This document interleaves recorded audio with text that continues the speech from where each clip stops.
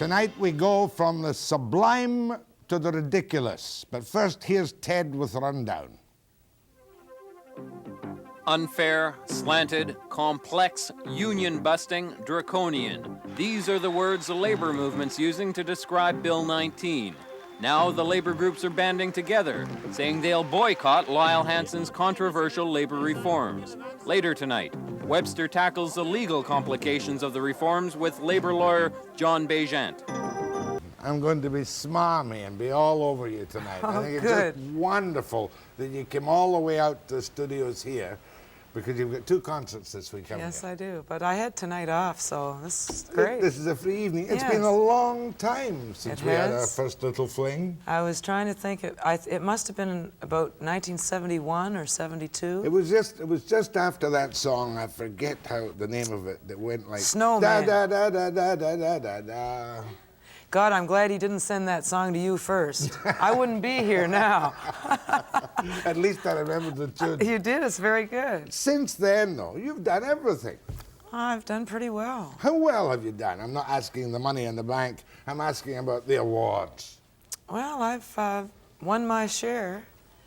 I'm never sure how important those are, but I guess they're all kind of proof that you've been successful, and they're, of course, given to you by your peers. Yeah, of course they are. In fact, you got so many of one group, I think it was the Junos, that it was suggested you stay out of the competitions, wasn't it? How dare they? Yeah, and you told them off, too, at the time. Exactly. Now, tell me about your image. I saw a little picture of you the other day in Maclean's magazine, and I thought, Anne Murray has gone punk? It's not true. You sound like my mother. Well, actually, what happened was that was the hairstyle of the time. The problem with all this business is that it takes almost a year before all these pictures and albums catch up to me, and by the time those come out, I've changed my hairstyle anyway. But that was about a year ago, or actually it was more than a year ago, probably 2 years ago, that hairstyle, I had that hairstyle. Because, well, matter of fact, you're not shy about your age, are you? Oh, no, not a bit. I'm 41 years old. Yeah. And? And what? And I'm about to be 42. And? A little quote? What was that? Oh, and I look great? You look great. I feel great. Well, I can't talk about my legs. You can't even see my legs. And one more. And I still have my own teeth. I was determined. And they're not even capped. Now, image, though.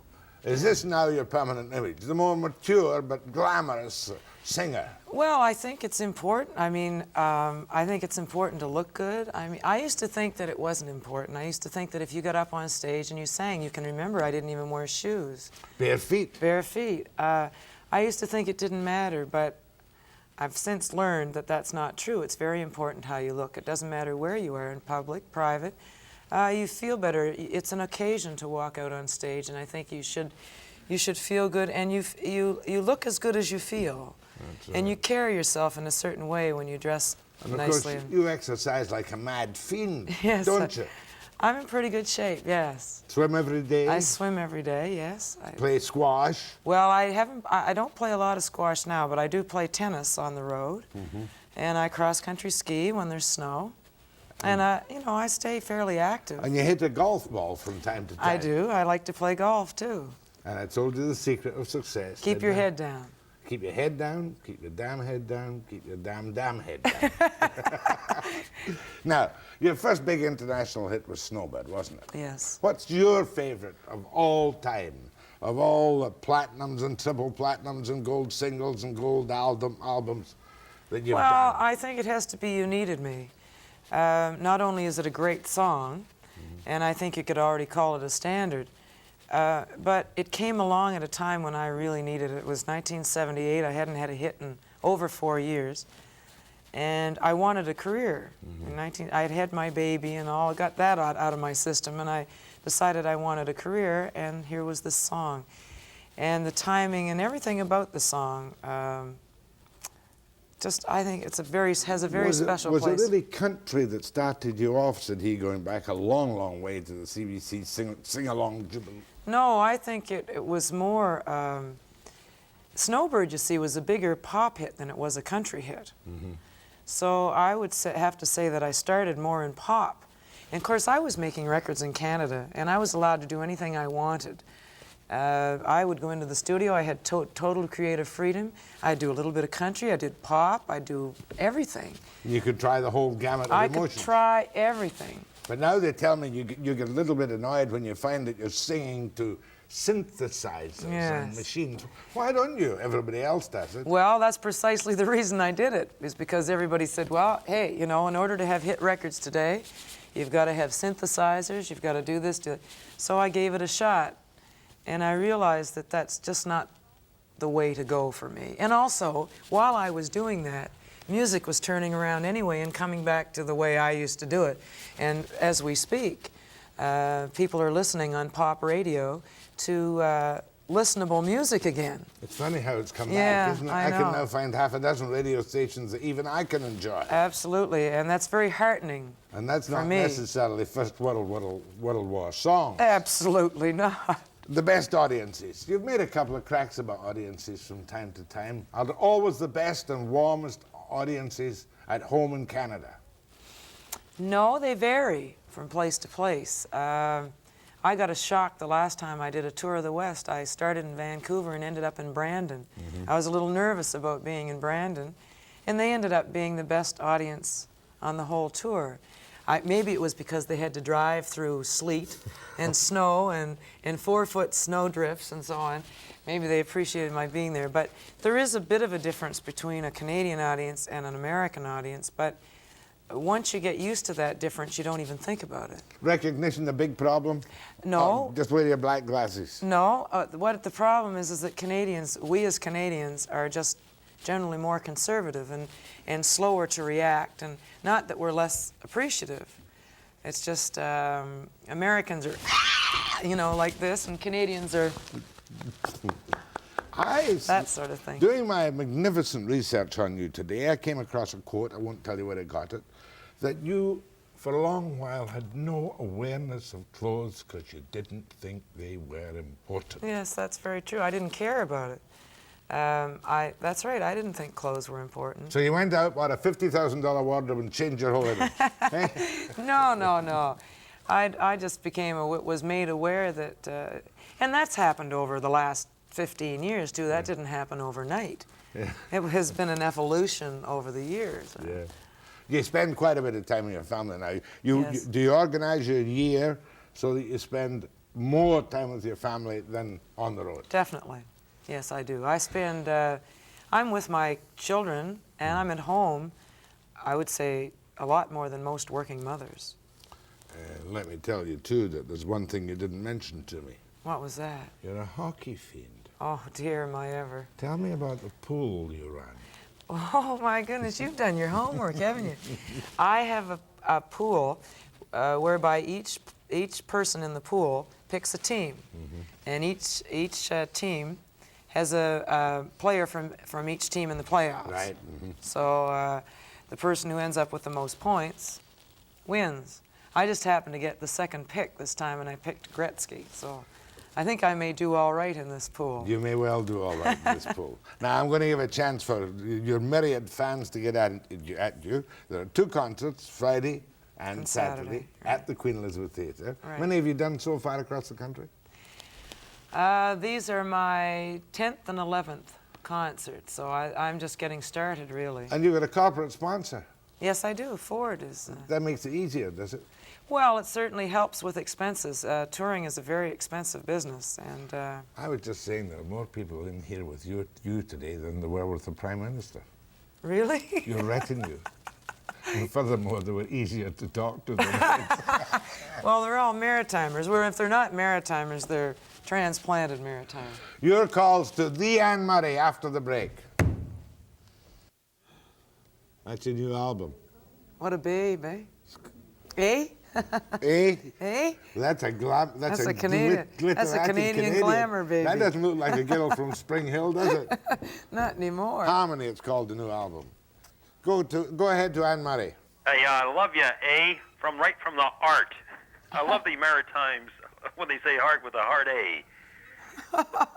I love your music, my dear. Thank you very much. As a musician, I have to agree, synthesizers have got to go. Really? In fact, the hollow body guitar is all coming back. I play steel myself, and it is nice to see it coming around to the good stuff. Oh, I agree with you. Fair enough. You've had your say. Go ahead, please. Well, welcome to Vancouver, Ann. Thank you. Sunny Vancouver, too. I was in Spring Hill about 10 days ago, Oh, and I talked to people you probably know, like Bert Chapman and Billy Atkinson. sure. It's going to be old hometown I night know. tonight. I can tell you that. Next call. Go ahead, please. Welcome to Vancouver, Anne. I Thank just want to say I've always enjoyed your music, and you look really great. Thank you. I feel terrific. Go ahead, please. Hello, Ann. Yes. Hi, I just wanted to say in that video, you look more like 29 than 40, I'll tell you. You look great. You've just said the right thing. Thank you. Oh, go on. Yeah, what I wanted to say was your favorite hockey team. Can you tell me who that is?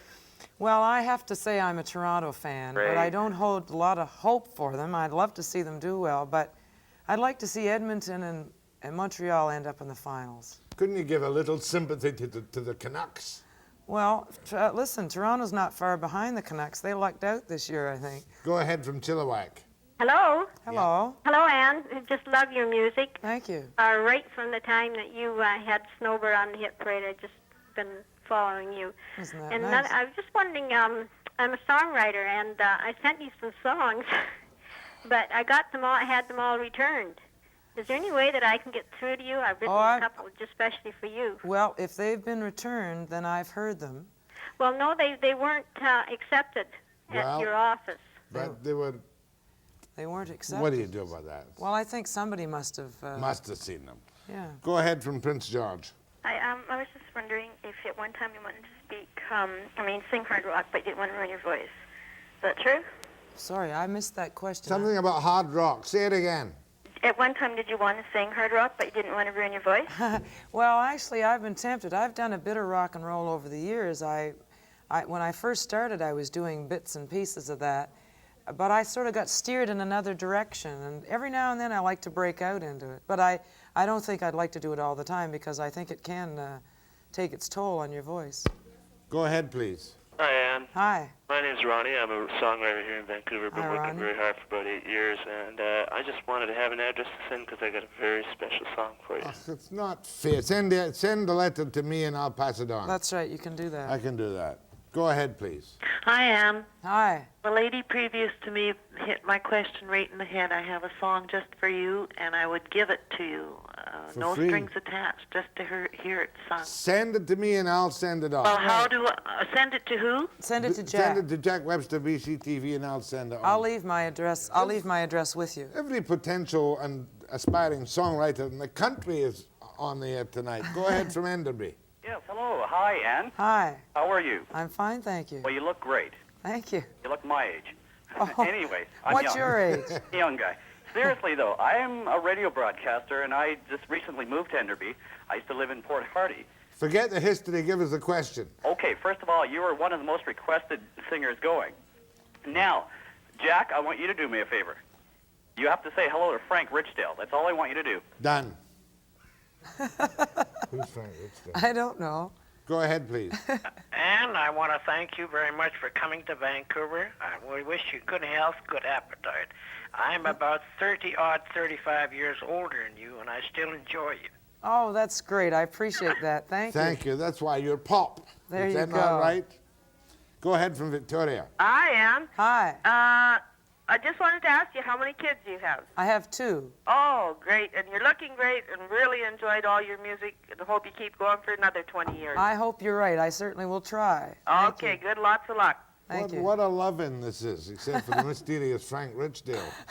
Go ahead, please. 2 questions. One is, why did you change your image from previous?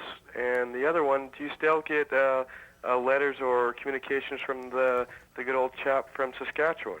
Well, to answer your first question, the reason I changed my image was because the same reason as everybody changes their clothes, and I'll bet you anything you don't have the same hairstyle today that you had in 1967. Well, I think it's about time you did change your image. Well, I like your music better now.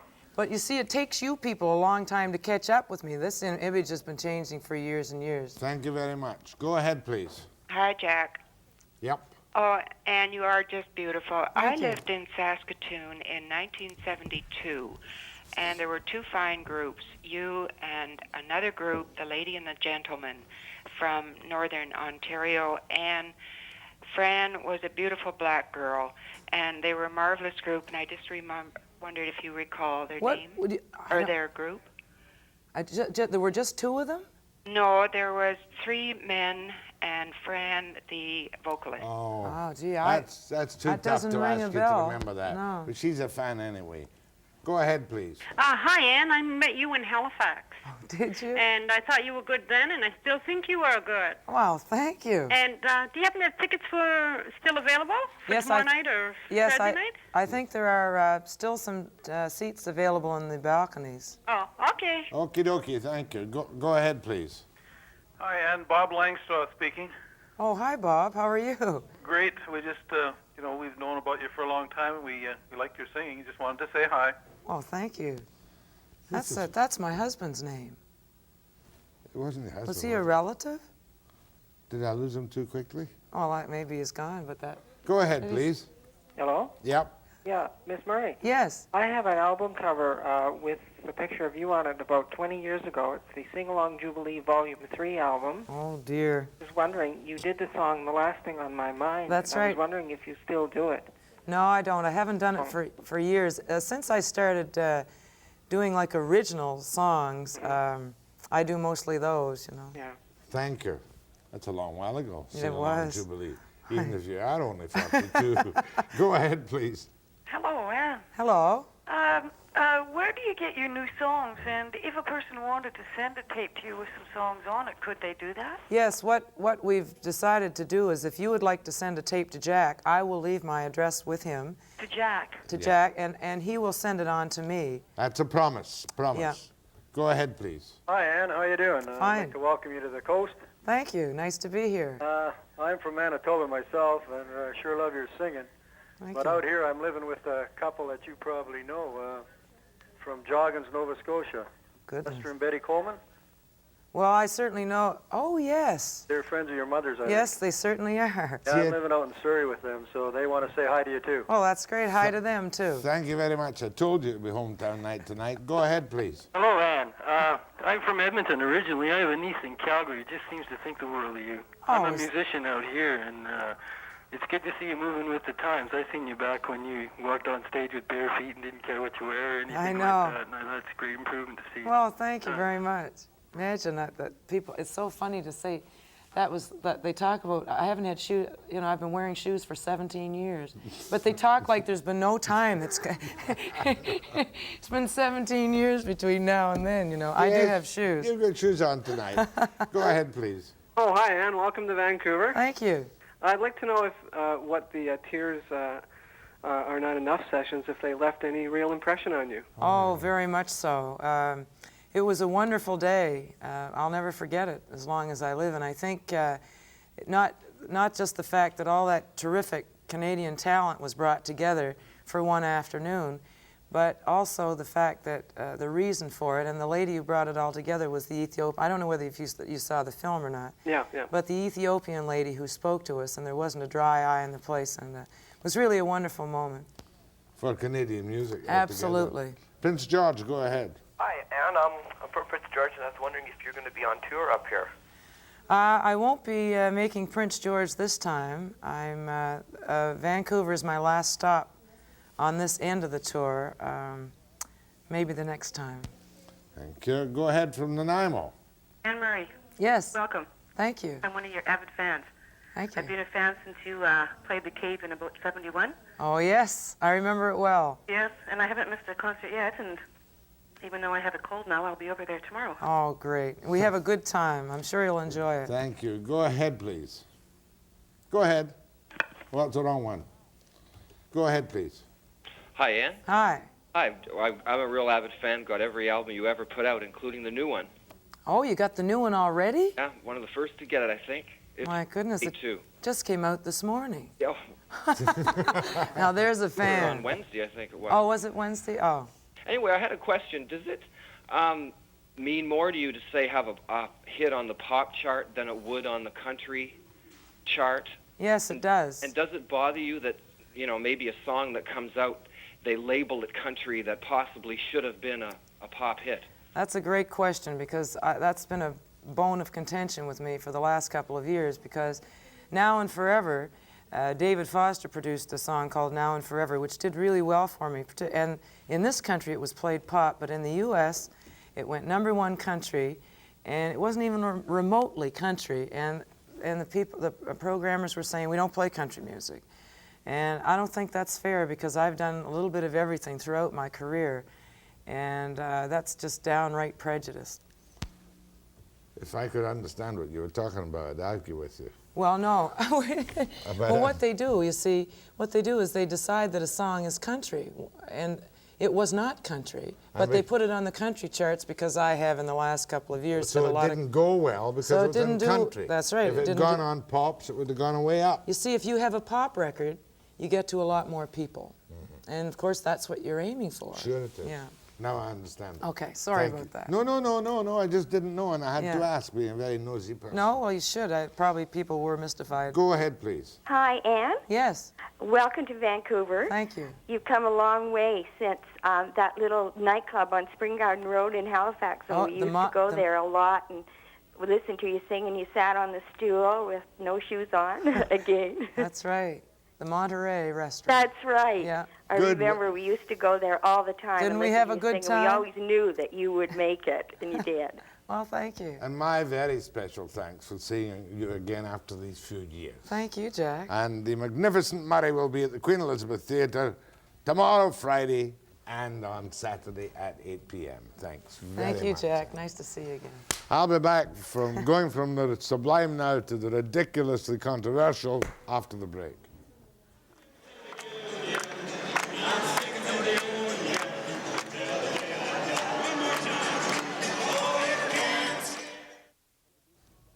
John Baigent is a lawyer for the BC Federation of Labour.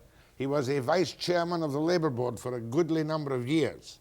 And I've asked him here tonight to attempt to help us to understand why the kind of outright condemnation of what, on the face of it, many people in British Columbia would say, thank God we've got some kind of bill which is never going to let a long strike take place again. What is the basic flaw in it from your interpretation? Well, I think that most of the people would say, thank God for some legislation that will end long strikes, haven't looked at the legislation. The reason there's a real hue and cry is this. The law is basically, and I think everybody's noted this that looked at it, very unfair to workers. It's very one-sided. All the amendments to the Labor Code are almost without exception anti-worker. The second part of the bill, which is setting up the new system, it's a massive sort of incursion into collective bargaining, free collective bargaining. And there's every reason to think it's not going to work very well.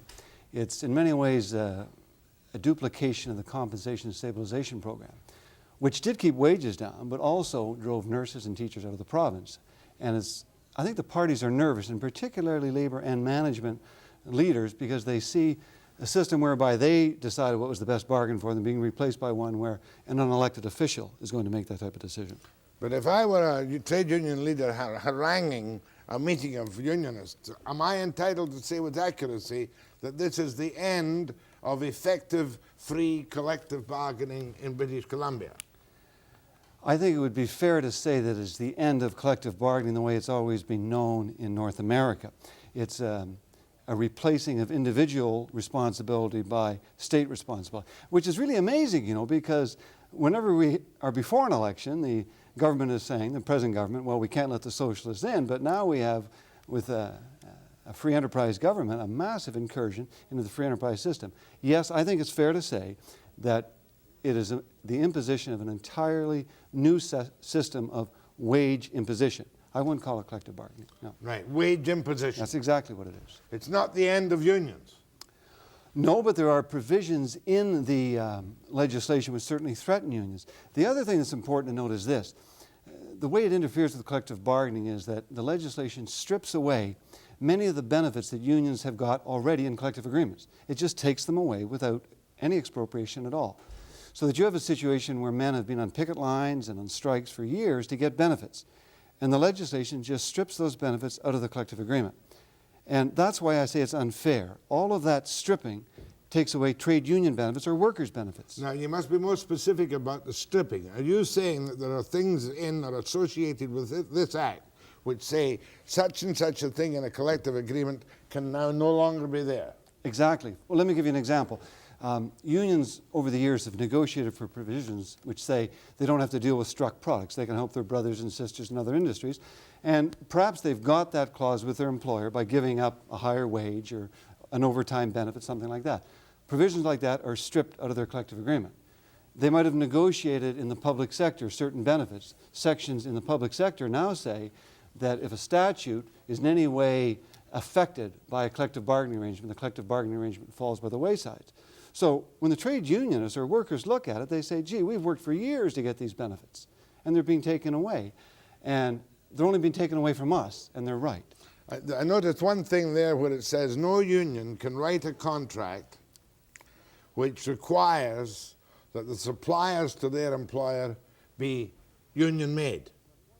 Is that one of the big moves? That's one of the moves. There's also moves, for example, that's saying if unions have already negotiated that their employer can't have work done except by union people. So that, for example, the carpenters want to make sure that Dillingham don't undercut their carpenters by using non-union carpenters, so they negotiate a provision that says that company can only use union carpenters. That's now been taken away unilaterally without any compensation to the trade unions. But did the economic climate not seem to call for that, with the unionized construction industry on its knees and those members working for non-union contractors? Is Van der Zalm not properly in touch with the public and saying, let's get more done cheaper by non-union people? Well, what you're saying is that because they're on their knees, they should be hit harder? Because that's what it sounds like. Yes, right now there is a move to non-union labor in the construction industry. This is speeding and accelerating that process. But in terms of what it's doing to the economy, let's just look at what happened in the forest industry. We had a long, difficult strike that was unfortunate. I read in the paper in the last 2 or 3 days that the forest companies have made record profits and that the leaders of that industry have done well. By comparison, on the other side, we have teachers and we have nurses in the public sector where there has been massive interference by the government and they're leaving the province in droves. Now, what that tells me is that the system we're moving to isn't going to work because it distorts market factors. I think that's what's going to happen. Now let's go to the powers of the commissioner.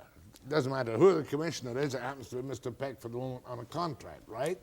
A lengthy contract. How extensively new are his powers?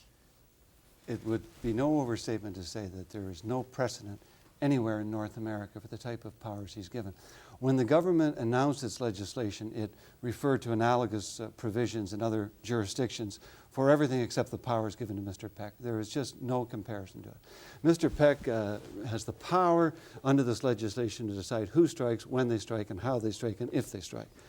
Now, the problem with that is I suspect that the government thinks, well, they have Mr. Peck has a good track record of having made decisions that governments could live with, and therefore industry should be comfortable with them. So they've enacted legislation, but what they must think about is that if the government's change, that same legislation, the person that replaces Mr. Peck might be a Bob Williams or a Ray Haynes. The legislation won't be in place. Now, the problem with that is that that's going to be as unsettling to industry thinking of coming here as it is to trade unions that now have to live under it. Mr. Peck has the power, has he not, where the public interest is threatened in the way of the economy, health, safety, welfare of residents, and educational, to step into and end, after a recommendation to the Cabinet, any strike. That's correct. That's correct. And there's no definition of public interest, and there's no fetter on his discretion. There's no guidelines for him. It is entirely up for him to decide that. And I think what labor and management are saying is the public interest, that decision belongs to the legislature. They're the people we elected. They should make that decision. In other words, there's no objection to the legislature being called back into session to pass whatever is necessary to get the public interest protected. No, I don't think anybody can object to that. If Peck is always reporting to the Cabinet, what's the difference? Peck has got the power to stop strikes without reporting to the Cabinet, except in in a pro forma way. He can decide, he has the power to decide when the public interest is affected, and he can stop a strike without any interference or without any say by cabinet. But only for a 40-day cooling off period, surely, or a back to work if there's been an illegal stoppage. Yes. Well, to interfere with a strike on a 40-day period and direct certain types of procedures is a massive intrusion. I mean, one doesn't start and stop strikes without tremendous cost to all the individuals involved and without a protraction of the dispute. And I think what people are saying that are looking at it are saying, if we have to make the agreement ourselves, we're going to be more responsible. But if somebody else makes it for us, it's not our agreement anymore. And we know better than somebody else what we can live with. Do you think that, I'll ask this next question after the break.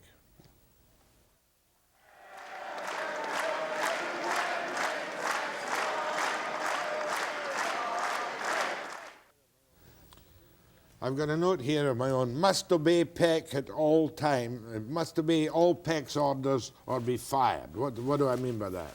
Well, there are provisions in the legislation that if there's an order to return to work and people don't, there's powers to terminate them and to dismiss them. The interesting thing about the legislation, and really the draconian thing, is that an arbitrator under a collective agreement has no power to reinstate those employees, and there's no restriction on an employer just choosing the union leaders. In other words, if 40 people go out illegally and they're ordered back and they all stay out, the employer could simply choose to discipline the union leaders and there'd be no recourse. That's in the Act? That's in the Act. And while there might be a grievance procedure, they cannot be rehired? That's right. The powers of the arbitration board are restricted so that they can't rehire those people. So if there is a wildcat strike, we're talking about a disobedience of a PEC order on a strike, and all the men go out and eventually dribble back. Yes. Those whom the employer wants to, he can fire them forever. Yes. I don't think most employers would do that, but yes, they have that power under the legislation. And in the same order, there's a provision in the legislation that takes away a provision that's been around for 200 or 300 years in the common law. It says that somebody who wants a remedy from the board must come with clean hands. And it's a restriction. It's based on an old saying that he who seeks equity must do equity.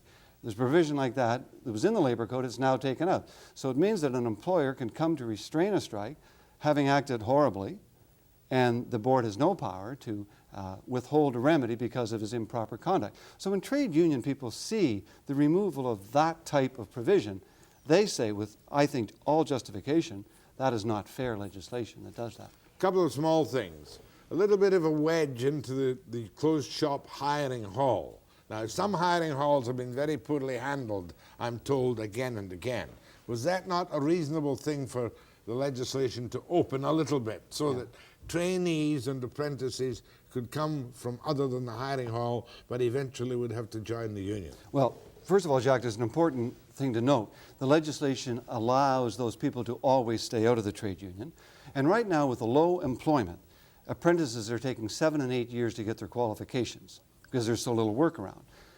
What can now happen, an employer, instead of giving those apprentices in the union, and the unions have supported the apprenticeship program, instead of giving them preferential hiring, they can bring in who they want without going through the union. They can bring in their daughters or their sons. Those people have no obligation to join the union, and when their training's over, they can stay out of the union. But is there not a ratio of trainees to fully qualified journeymen in any plant? No. There isn't. In some areas, trade unions have been able to negotiate ratios, but largely in the non-union sector, there are no ratios. Now, the other thing is, you say there have been abuses of the hiring hall. In British Columbia last year, there were 120 complaints that unions didn't represent their members fairly. There were 4 were upheld. In 1974, 4 were upheld. I mean, we don't have a plague here. We have an overreaction. People like to make that statement, it's just not borne out statistically. What about the other provision which is in the Act that if a member of a union group in a certification is expelled from his union for reasons other than non-payment of dues or assessments, he cannot be fired even though it's a union shop? Now, is that, in your view, a draconian measure? I think that's very unfair. And here's why I think it's unfair. Suppose there's a strike and 2 or 3 of the workers decide to cross the picket line, and they work throughout the strike, and then as a result of the other striking members having done without pay, they get the benefit of the new collective agreement. The trade union cannot discipline them in any way for going through their ranks. Now, every other profession, my profession, for example, the legal profession, one can discipline one's members, and it's necessary to have it's necessary to impose discipline if one is going to have an orderly settlement of disputes. They've taken that away. There's always been a review if unions act unfairly with their members. What the legislature is now saying is that the people can act against the interest of the unions, against the interest of their brothers and sisters, and no action can be taken against them. One thing I want to go back to is this, where unions, where the government can act on previous legislation to cut union agreements presently existing. That seems to be somewhat of an important point. In fact, I think the BC Fed said it might lose thousands of jobs for workers. Yes, that, if I could just take a moment to give some background, it's not a simple issue. When they gave collective bargaining in the public sector, you had the problem where a statute would give certain powers to a bureaucrat and a trade union would negotiate in the same area. And what our courts have said ever since about 1950 is that you interpret rights in a collective agreement in a way that allows the statutory powers to be exercised in a parallel fashion, so that just because you have a power given to a bureaucrat doesn't mean you can't negotiate the same item in a collective agreement. The new legislation now says that if a bureaucrat is given any power at all in a statute, and the union has negotiated something in a collective agreement that affects that power, the benefit goes by the boards. And that's, just today in the Sun, it talked about that giving municipal authorities the right to fire people without cause. It goes far beyond that. It means if a statute says a municipality can determine the hours of work of employees, a union can't negotiate a restriction on overtime of the hours they'll work. At its face value, that's what it means. So what it does, it gives complete paramountcy in the public sector to what's provided in statutes, even where collective agreements have been negotiated with the government. One thing that comes through clearly to me, and I spent a goodly number of hours talking to people and trying to read the legislation, is that it's very difficult to get down to the nitty-gritty of what's in the act. Yes, it's extremely complex and very, very difficult to understand. And that by itself is going to put a chill on collective bargaining. But it will give an advantage to the government in that you might not be able to explain these particularly fearsome things to union leaders very simply. What I think it has resulted in is that the media have had a very hard time grasping the legislation. Lawyers have had a hard time. And I think as a result, the government has been able to come up with a lot of cliches about this stopping labor unrest and escape any hard analysis of the law. A hard analysis of that law is required, and upon that analysis, it's obvious it's not a good law. We'll try some calls after the break.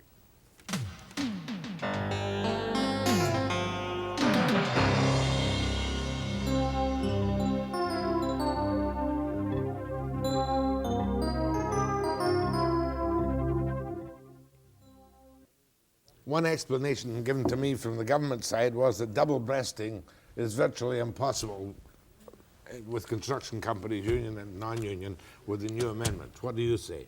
Whoever told you that didn't know what they were talking about. The new law allows a company to set up another company, transfer its business over there and avoid its collective agreement. The only restriction is it has to have a different manager or superintendent at the new job. So what that means is... It can't be under the same operational control. Operational control has been defined at our Labor Relations Board to mean different managers or different people in charge at a different site. So what it means is that a company can set up a new company, control it financially, and use it to avoid the collective agreement obligations that negotiated with its union. It is an open invitation to... You must confess, though, and you work with the BC Federation of Labour, that there were many decisions given by the old Labour Board which were infuriating to management on the widespread secondary boycotting, which wasn't supposed to be allowed at all in the beginning, correct? Well, let's talk about secondary boycott language. It's been around in our common law now for 30 or 40 years, and our judges have consistently said it's okay. That wasn't something the Labor Relations Board decided. What the new law does is reverse that common law.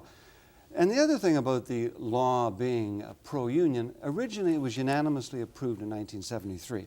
And I think it would be fair to say that during the first 2 or 3 years, there was a pro-labor slant. Tilt, very much a tilt. Yeah, but that's been over since 1978. The chairman had been drawn from management circles, and it's been... One very basic question. What about the proposition that the employer can demand a strike vote on his final offer? How much does that, although I've always been against these propaganda union strike votes long before there was any prospect of a real strike, is that not a good thing? Strike vote on a final offer. I'm not going to lose an awful lot of sleep over that one. I don't think it's going to make a lot of difference. In the jurisdictions that have allowed that, we find out that people vote the same way whether the vote is triggered by the employer or the trade union. So would you say the act is now tilted the other way from the 70s? I would say it's probably fallen flat in its face as compared to the law in the 70s. Try a call. Go ahead, please. Yes, I'm a union member, and I earn a fairly good wage, and I have a good living. I couldn't really afford for my wage level to go down. So my question is, what would be the long-term effect of legislation that would, in effect, lower our wages? Well, that's not much of a question. You'd get poorer. We'd get poorer, but how would that affect the economy? It would seem to me the middle class is going to shrink, and we're certainly not going to buy our TVs and new cars. No, I've a feeling you're not quite on the topic. For that reason, I'm going to cut you off. There's one point, Jack, about that should be noted, is that where we had this type of system in the public sector, the lower wages resulted in a flight of trained workers out of the province. And that's an important factor. Well, of course, Peck, as commissioner, still has total control over public sector wages. That's right. Because he must only spend what the fiscal authority of the government gives him tells him he can spend. That's right. And one of the amazing things that the media missed is that the government announced the Compensation Stabilization Program was over. That's far from accurate. The Compensation Stabilization Program is now enshrined in our legislation. It's alive and well. You're talking about a form of wage control because of the fiscal level set by the government. Yes, the new legislation says an arbitrator can't award any more in wages than the government thinks is appropriate. It's not collective bargaining. Thinks it can afford. That's right. Whatever the government says it can afford, it can afford. Go ahead, please. Yeah, Mr. Baigent, I have a copy of the Act in front of me, and I have two areas that I'd like clarified. I can't understand. I've gone through this Act a couple times. There's one on page 16 that refers to a productivity fund, which, in the way I read it, it looks some sort of slush fund to me. And there's another one at the very back page that, almost as an afterthought, has been thrown in there on page 35, the amendment to Section 24, where it grants all this power to the Finance Minister and the Treasury Board to sit there and dictate to someone who gets a grant, a subsidy, or any other appropriation from Treasury Board as to how that money will be spent. And the other one is the voting, Section 55.1 on page 9, where non-union members, scabs basically, who work on a job site, then get to participate in a vote on the final collective agreement. These three sections, to me, almost look like they've been... it's quite a ragtag affair, and I agree with you. It's going to take a lot of analysis before people know what's going on. I'm told by trade union officials that the provision which results in the greatest reaction among workers is the last one you referred to.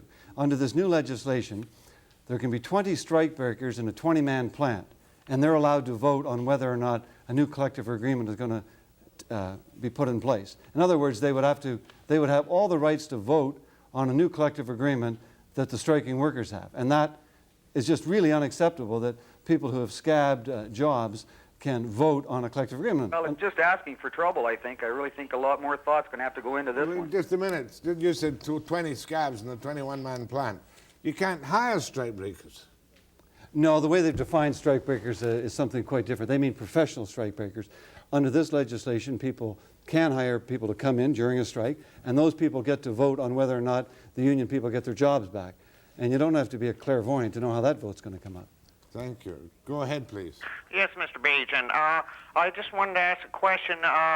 If you're with a group of employees that are union members who've been laid off since November, are going through arbitration, which has been ruled upon, and but it has not been resolved, and it also is appealed to the Board of Labor. With the new legislation in this, how do we stand in the ongoing process? I don't understand your question. I think if you mean if there's going to be a transition, will that create problems? I think the answer is yes. There's the provision in the legislation that says any decisions that were arrived at under the previous statute can be reversed if the result would be different under the new legislation. And if that strikes you as retroactive and unfair legislation, you have many people that share that view. Section 70 makes it retroactive, I was told by one of your people, including current actions.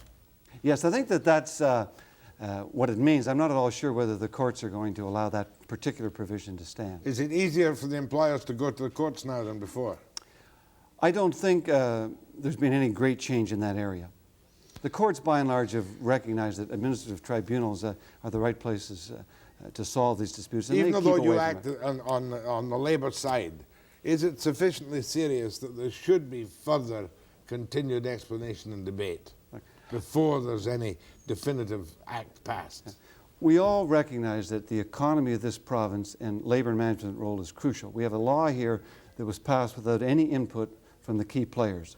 I don't see how anything can be lost by further study of it. Well, it's not passed yet, of course. No. Well, it's a tough one. My thanks to John Baigent, a Vancouver lawyer, former vice chairman of the Labour Relations Board of British Columbia, and we'll be back on this topic again for sure, and I shall be back after the break.